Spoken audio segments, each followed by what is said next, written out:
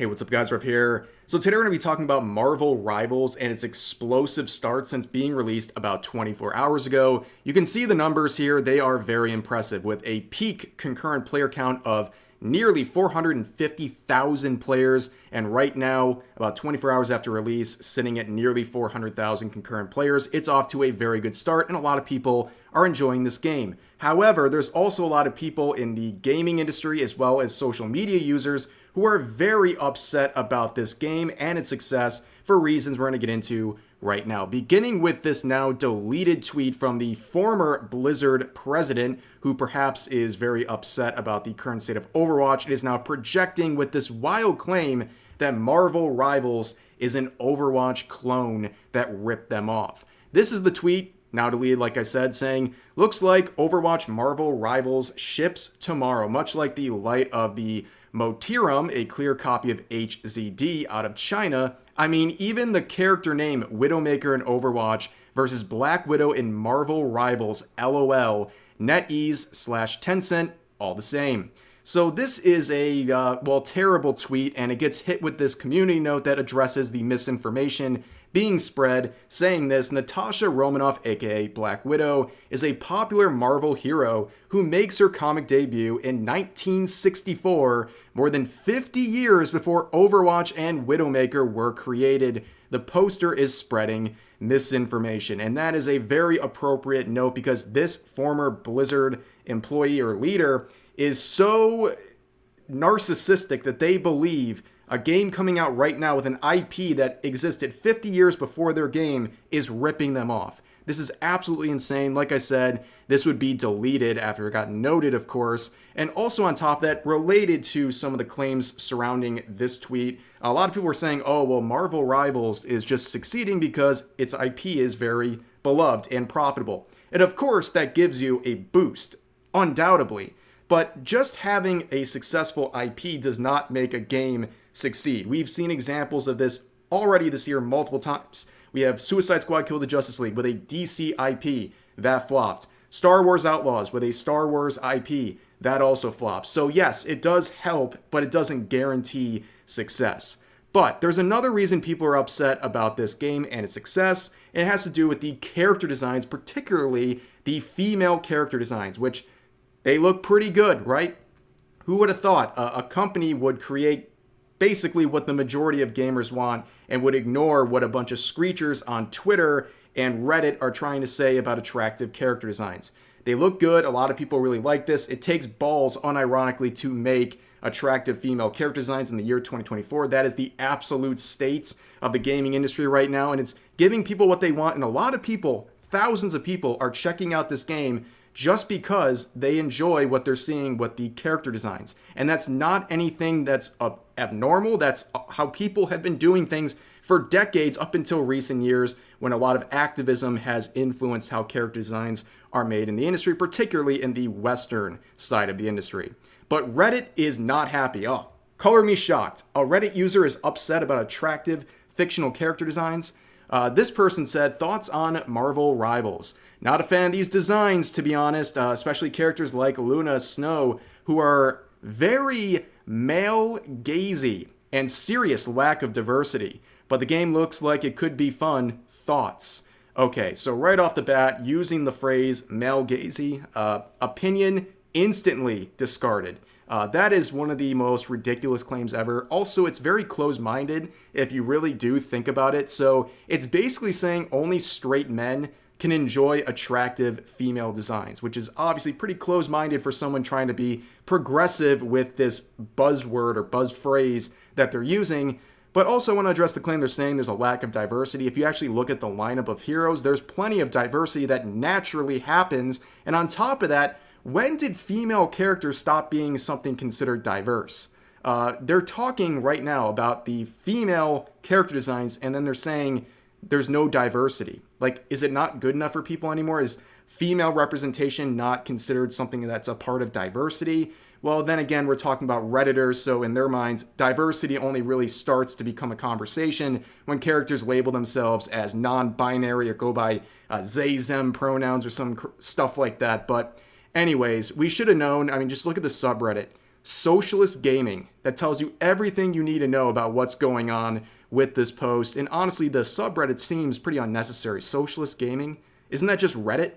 But anyways, Twitter is not much better. So responding to an article sharing the successful start of Marvel Rivals, this user says what a lot of other people are saying. More or less, they say, so a good game is an uninspired clone for gooners.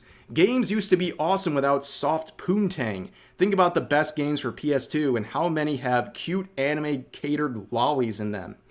I don't really understand that last part. Maybe I'm misreading what they're trying to say here, but are they trying to imply that the Marvel Rivals character designs are lollies? Another word that's lost all meaning on social media, much like the phrase gooners.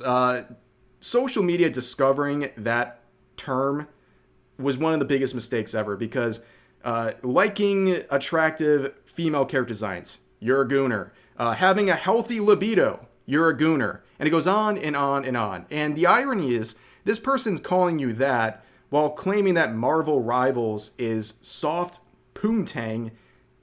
And why? It's a game with fully clothed, attractive women.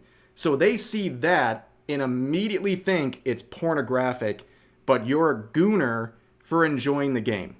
Very strange hypocrisy there. But anyways, a lot of people are comparing the designs of Marvel Rivals to Concord. After all, they're both live service games, and it appears that one is trying a different route, trying to give people what they actually want and not listen to a bunch of weirdos on social media who want these disastrous designs down here. I think it's very clear these designs are resonating better than the Concord designs. Having attractive female characters and badass looking male characters, it works. That's what most people want. And when you basically design your games and your character designs around the concerns of activists on social media, this is what you get. This is what you get. You get Concord, and it looks terrible, and no amount of coping and reaching into another universe for support will change the very obvious fact that people resonate more with these designs than Concord. But anyways, that's not the only comparison that Marvel Rivals is being made. People are also bringing up Dragon Age the Veilguard. Of course, this came out about a month ago, and people are comparing the numbers of Marvel Rivals to Veilguard. Of course, Marvel Rivals is free to play, but still the numbers are not even close on Steam. And right now it's actually been reported that BioWare will not reveal the sales numbers of this game, which, wow, I wonder what that means, ladies and gentlemen. Oh, it means it did really poorly, because any game that has any level of success in terms of sales will be reporting on it, because it's a very good form of advertising. But yeah, the numbers are looking abysmal.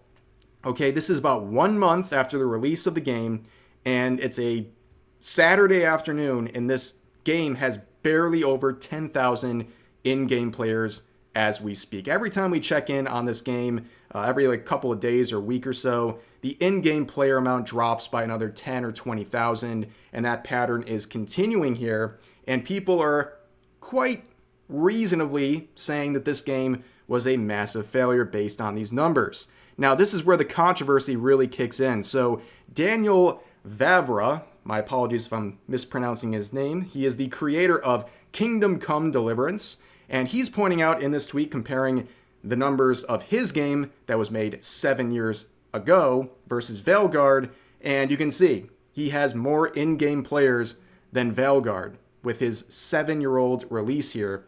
And people are very angry about this, okay? People are fuming. Now, to be fair, right, I think there's a Black Friday sale going on with his game. It's discounted right now, that helped boost the sales, but still, nonetheless, polling this is a pretty impressive feat, especially when you realize this guy has a big chip on his shoulder, because for years and years, he has been ridiculed and attacked as a bigoted conservative based on some of the choices he made with his game. People have been saying that his games intentionally lack diversity and that it's bigoted because he wanted to make a game that was historically accurate to his home country and didn't want to basically just add in diverse characters that don't make sense historically just to check boxes and appease people on social media and in the gaming industry. And yeah, they have crucified him for many years.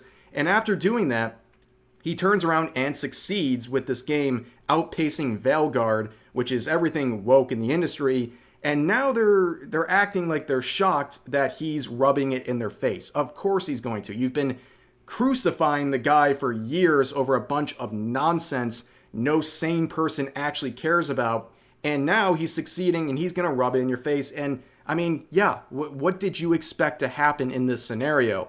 But continuing on, it appears that Reddit is once again angry about that as well, making this post in the official Dragon Age Veilguard subreddit saying, "This is so toxic and sad," from the director of Kingdom Come Deliverance dev. So basically, this person is saying that this is toxic and sad behavior, not realizing that that is the product of toxic and sad behavior. The industry has literally been toxic and ridiculous towards him for years and years, and now he responds back, he claps back, and now all of a sudden it's too far? Yeah, that's a ridiculous claim. And on top of that, this is what the industry is at this point. There is a very large portion of the Western gaming industry that is toxic. They're constantly going after and disparaging people who they believe are conservative or they're not woke enough for them and their agenda. And on top of that, they're attacking gamers. You know how many posts we've seen from Western developers and people who work on various studios going after the chud gamers for daring to criticize anything they're doing with their games. So yeah, the industry has been toxic and ridiculous thanks to the efforts of a lot of the people who are going after the creator of this game. But anyways, let's now look at one final thing, this chart right here. It really kind of speaks volumes about everything we're talking about today.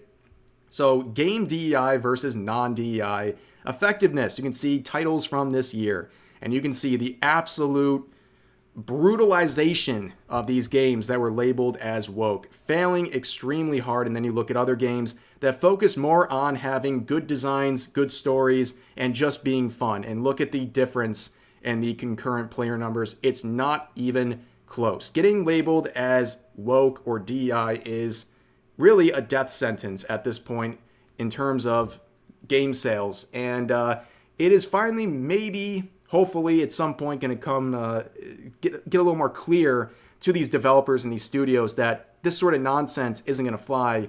And these games that cater to, again, having fun and not virtue signaling about nonsense, they're going to succeed. They're the ones who are going to get the most support. And people are tired of the nonsense and people listening, these studios listening to a bunch of activists on social media.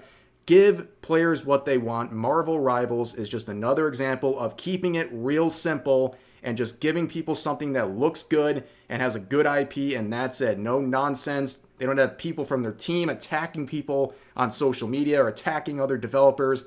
This is all it really takes. It's a very simple formula, but these studios are so lost in the sauce, they would rather have their game flop than just observe the very obvious reality in front of them in terms of what it takes to succeed in this modern environment here in the gaming industry. But that's going to do it for this video. As always, feel free to share your thoughts about today's topics in the comment section down below. Hope you guys enjoyed the video, and I'll see you next time.